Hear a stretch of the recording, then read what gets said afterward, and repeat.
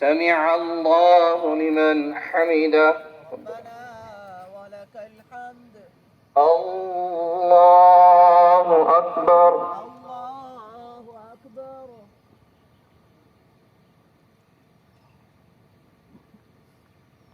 الله أكبر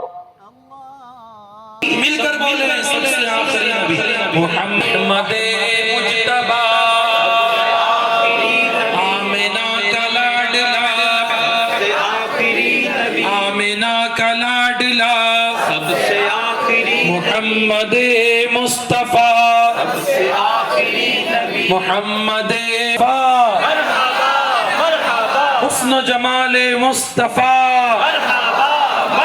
اخلاق و کردار مصطفیٰ اوصاف مصطفیٰ مرحبا صد مرحبا۔ اور سنیے، ابو الحسن نام کے ایک شخص ہیں، وہ بیان کرتے ہیں، صحابی رسول ہیں، بیان کرتے ہیں کہ ہمیں کو پیدائش ہی کیا ہوتا، اوصاف و کمالات کا جامع ہوا کرتا ہے۔ وہ کہتے ہیں کہ اللہ نے نبوت نہیں کیا تھا، میں تب کا آپ کو ایک واقعہ بیان کرتا ہوں۔ کہتے میرا اپنا واقعے میں اخلاق بڑھتے ہیں، لوگوں اخلاق سے نوازا جاتا ہے، تو سمجھ لیجئے آتے ہیں ابو الحسن بات تو کچھ نہیں ہے، بس تم نے تھوڑا سا مشقت میں ڈال دیا، یہ بس ایک جملہ بہت زیادہ ہو گئی، 5 منٹ رکے بھی آتا ہوں، اسے 10 منٹ ہو جائیں، پھر ہمارا انداز دیکھیے۔ لیکن جب اس کے اعمال کو تولا جائے گا تو وہ دیکھے گا کہ اس کے گناہوں کا پلہ بھاری ہو گیا ہے۔ اب وہ پریشان کہ میرے گناہوں کا پلہ تو بھاری ہو گیا اور میرے نیکیوں کا پلہ تو ہلکا ہو گیا، ہائے اب میرا کیا ہوگا؟ اب تو عنقریب مجھے جہنم کی طرف جانے کا حکم دے دیا جائے گا۔ وہ اسی عالم میں پریشان، شرمندہ، کبھی ادھر دیکھے کبھی ادھر دیکھے، اسی عالم میں پریشانی کے عالم میں وہ اپنا فیصلہ سننے کا انتظار کر رہا ہے۔ لیکن اسی دوران وہ کیا دیکھتا ہے؟ ایک بزرگ اس کے میزان عمل کے پاس آتے ہیں اور اس کے نیکیوں کے پلے میں ایک چھوٹا سا پرچہ رکھ دیتے ہیں۔ وہ چھوٹا سا پرچہ رکھنا تھا کہ اس کی نیکیوں کا پلہ بھاری ہو جائے گا، یعنی وہی نیکیوں کا پلہ جو بالکل ابھی ہلکا ہو گیا تھا، لیکن جیسی وہ بزرگ اپنے ہاتھ سے وہ پرچی رکھیں گے، فوراً اس کی نیکیوں کا پلہ بھاری ہو جائے گا اور یوں اس کی بخشش کر دی جائے گی اور اس کو جنت میں جانے کا مژدہ سنا دیا جائے گا۔ وہ شخص دیکھے گا یہ اچانک سے کیا ہوا، ابھی تو میرے گناہوں کا پلہ بھاری ہو گیا تھا اور اچانک سے یہ میری نیکیوں کا پلہ بھاری ہو گیا، آخر یہ بزرگ ہیں کون؟ وہ ان سے پوچھے گا، اے اللہ والے آپ کون ہیں؟ آپ نے مجھ پر اس خطرناک پوزیشن میں کرم فرمایا ہے، آخر آپ ہیں کون؟ وہ فرمائیں گے، ارے تو مجھے نہیں پہچانتا؟ ارے کیا تو مجھے نہیں جانتا؟ میں وہی تو تیرا نبی ہوں جس کا تو کلمہ پڑھا کرتا تھا، ارے مجھے سید الانبیاء کے نام سے یاد کیا جاتا تھا، میں وہی تو ہوں جسے ساری کائنات کا سردار کہا جاتا تھا، ارے میں ہی تو وہ ہوں جس کا تو کلمہ پڑھا کرتا تھا، مجھے ہی تو محمد عربی صلی اللہ علیہ وسلم کہا کرتے تھے، اور یہ جو میں نے پرچی تیرے نام اعمال میں رکھی ہے یہ وہی درود پاک کی پرچی ہے جو تو دنیا میں مجھ پر درود پاک پڑھا کرتا تھا، اور اسی درود پاک پڑھنے کی برکت سے آج تیری نیکیوں کا پلہ بھاری ہو گیا اور تیری بخشش کا سامان بن گئے۔ میرے پیارے پیارے اسلامی بھائیوں، واقعی درود پاک ایک بڑا آسان عمل ہے۔ ہم پڑھتے ہیں صلی اللہ علی محمد، ہمارے کاندھوں پر اللہ نے جو فرشتے مقرر کیے ہیں وہ فوراً اس کو نوٹ کر لیتے ہیں کہ فلاں بن فلاں نے سرور کائنات صلی اللہ علیہ وسلم کی بارگاہ میں درود پاک پڑھا ہے، اس کو محفوظ کر لیتے ہیں۔ میرے پیارے پیارے اسلامی بھائیوں، دعوت اسلامی کے اس عظیم الشان اجتماع میں دور دراز سے تشریف لانے والے اے عاشقان رسول، اس اجتماع کی ایک بہت اہم خصوصیت یہ دیکھیں گے کہ یہاں آپ کو بار بار درود پاک پڑھنے کا موقع ملے گا۔ یہ خصوصیت ہے دعوت اسلامی کے اجتماعات کی۔ آپ یہاں بیٹھیں گے، آپ کی زبان پر ذکر نبی جاری رہے گا، بار بار آپ کو درود پاک پڑھنے کا موقع ملے گا۔ تو کیوں نہ ہم بھی اپنی بخشش کا سامان کریں۔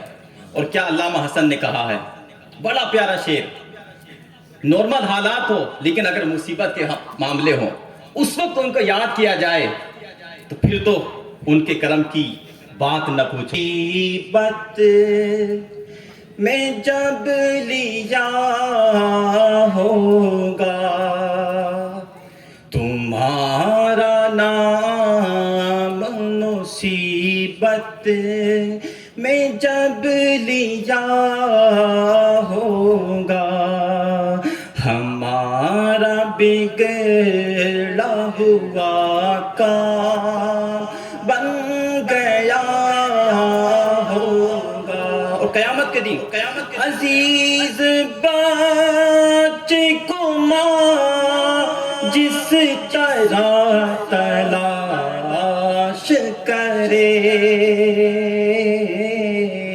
قیامت کے دن ماں جس طرح اگر دنیا میں اس کا کوئی اکلوتا بیٹا ہو اوپر گم جائے، غائب ہو جائے، ماں کس طرح پریشان ہوتی ہے، اس کی آنکھوں کی نیند اڑ جاتی ہے، اس کی دل میں۔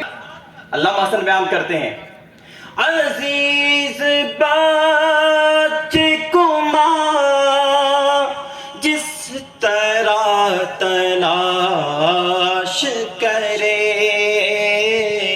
قسم خدا کی وہی حال، قسم خدا کی وہی حال آپ کا ہوگا۔ پڑھی درود پاک، اللہم صلی علی سیدنا۔ صحابہ کرام موجود ہیں اور صحابہ کرام کے جھرمٹ میں سرور کائنات صلی اللہ تعالی وسلم جلوہ فرما ہے۔ اچانک ایک شخص آتا ہے اور کہتا ہے، اے محمد بن عبداللہ، آپ پر میرا جو قرض ہے اس کو واپس کیجئے۔ پہلے حقیقت حال میں بیان کر دوں، ایک یہودی شخص تھا،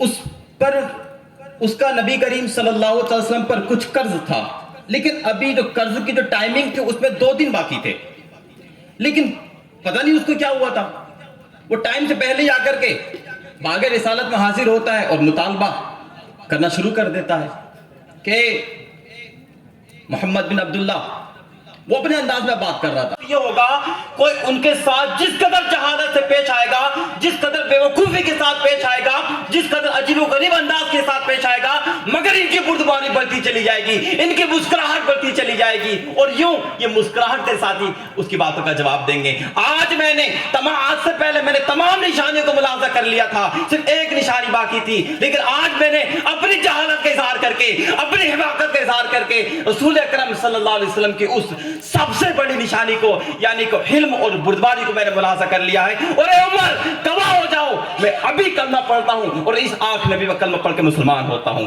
اور اس کے بعد آپ وہی زید بن سینا، یہودیوں کے عالم، کلمہ پڑھتے ہیں اور مسلمان ہو جاتے ہیں، پڑھتے ہیں اشہد ان لا الہ الا اللہ واشہد ان محمد رسول اللہ، ہمیں اس مال کا کچھ نہیں کرنا۔ کہتے ہیں وہی زید بن سینا جو مسلمان ہو چکے ہیں، کہتے ہیں اے عمر گواہ ہو جاؤ، میں اپنے تمام مال کا آدھا حصہ رسول خدا صلی اللہ علیہ وسلم بارگاہ میں پیش کر دیتا ہوں۔ میرے پیارے پیارے اسلامی بھائیوں، یہ ہے اخلاق مصطفیٰ۔ کہ کوئی اس ابھی مسلمان نہ ہونے والے سے کوئی اگر تیز آواز سے بات کر رہا ہے تو آپ حضرت عمر کو سمجھا رہے کہ عمر اس انداز سے بات نہیں کرنا ہے۔ میرے پیارے اسلامی، کاش ہم بھی دعوت اسلامی کے اس اجتماع کے ذریعے سبق لے کر کے جائیں، یہ ہم سیکھ کر کے جائیں. کوئی اگر ہمارے سامنے عجیب و غریب انداز سے بات کرتا ہے تو یاد رکھیے فارمولہ تو آپ جانتے ہیں, آپ کو آگ سے نہیں بجھایا جاتا, آپ کو پانی سے بجھایا جاتا ہے. تو ایسی جب آپ کے سامنے کوئی شدت والا طریقہ اختیار کرے, آپ مصطفیٰ کریم صلی اللہ علیہ وسلم کی سنت کو یاد کیجئے, مسکرائیے, مسکرا کر کے اس کا جواب دیجئے. انشاءاللہ ایک وقت وہ آئے گا, وہ خود ٹھنڈا پڑ جائے گا, اور آپ جو اسے سمجھانا چاہیں گے انشاءاللہ وہ سمجھنے میں کامیاب ہو جائے گا. پڑھیے درود پاک, اللہم صلی علی سیدنا مولانا محمد مبارک وسلم, صلاۃ و سلام علیک یا نبی.